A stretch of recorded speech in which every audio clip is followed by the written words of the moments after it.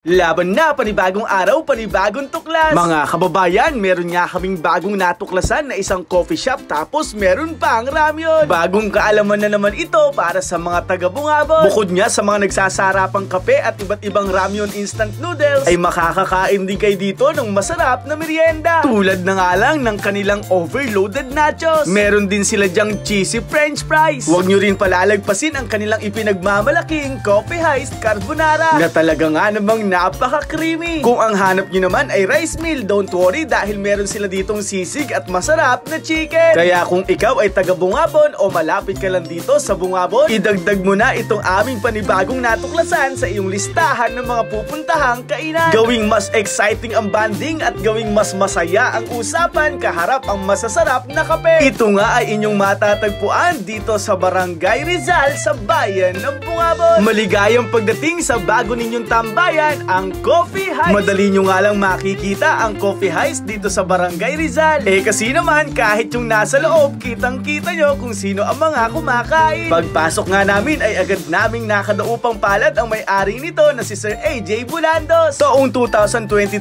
nga daw nang mabuksan niya itong Coffee Heist. At naisipan niya nga raw dagdagan ito ng make your own ramyun dahil bihira lang ito sa Bungabon. Sa kasalukuyan ay nasa 59 to 79 pesos ang mga ramyun noodles dito sa Coffee Heist. Unang step, syempre pipili ka ng iyong ramyun instant noodles. Pagkatapos ay haharap ka sa kanilang refrigerator para naman kumuha ng mga toppings. Nakakatuwa nga dahil presyong pangmasa lang ang mga toppings dito. Dito naman sa cooking area ay meron silang dalawang high-tech machine. Tapos ayan na, bahala ka na magluto ng kakainin mo. Para nga lang yung mga noodles na niluluto nyo sa inyong bahay, nagiging espesyal lang dahil sa mga nagsasarapang toppings. Nakakatuwa lang isipin dahil meron na rin palang make your own ramyun dito sa bayan ng Bungabon. O diba hindi mo na kailangan pumunta ng lungsod para lang makakain ito. Talaga nga namang iba na ang impluwensya ng bansang Korea. Ayain na ang iyong kaklase, kaibigan o kapamilya at subukan ang mga ipinagmamalaking putahe ng Coffee Heist. Syempre naman wag niyong palalagpasin ang kanilang masasarap na